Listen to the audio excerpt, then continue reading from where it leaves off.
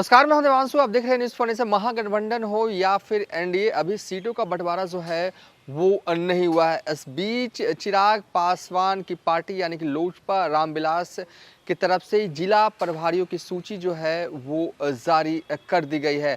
कुल 11 लोकसभा सीटों के लिए प्रभारी की जो नियुक्ति जो है वो की गई है। और आपको लिस्ट जो हम आपको दिखा रहे हैं, हाजीपुर, जमुई, खगड़िया, समस्तीपुर, वैशाली, नवादा, गोपालगंज, सीतामढ़ी, वाल्मीकि नगर, बेगूसराय और जहानाबाद के लिए प्रभारी की नियुक्ति जो है वो कर दी गई है। इनमें से अगर अगर आप देखें तो हाजीपुर, जमुई, खगड़िया, समस्तीपुर, वैशाली, नवादा जो है वो सिटिंग सीट है लोजपा की। और हालांकि पार्टी टूटी, चाचा भतीजे की पार्टी दो खेमों में बट गई। एक पार्टी जो है वो चाचा के पास है और एक पार्टी का हिस्सा जो है वो चिराग पासवान के पास है।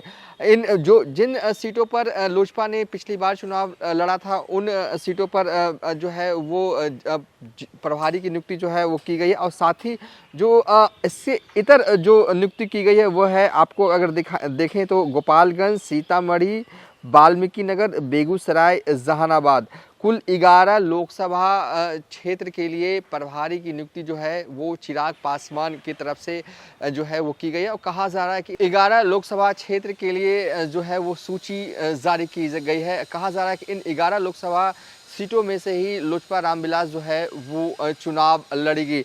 तो फुल चुनावी मोड में लोजपा रामविलास आ गई है और नेताओं को ऑन फील्ड रहने के लिए चिराग पासवान की तरफ से जो है वो कह दिया गया है। चिराग पासवान की तरफ से साफ तौर पे कहा गया है कि आप जाइए, डोर टू डोर प्रचार कीजिए और बूथ स्तर पर कमेटी जो है वो बनाइए।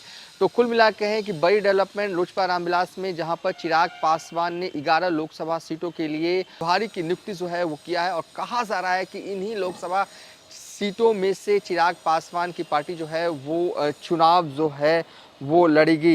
इस बीच काफ़ी डेवलपमेंट बिहार की सियासत में हुआ है। नीतीश कुमार एनडीए के हिस्सा हो गए हैं और चिराग पासवान भी एनडीए का हिस्सा पहले से ही हैं। मांझी की डिमांड आ रही है तो मांझी की डिमांड का समर्थन करते हुए भी दिख रहे हैं चिराग पासवान। तो कुल मिला के है कि अब जो है वो एनडीए हो या महागठबंधन, अब सीट शेयरिंग पर जो है वो बातचीत हो रही है।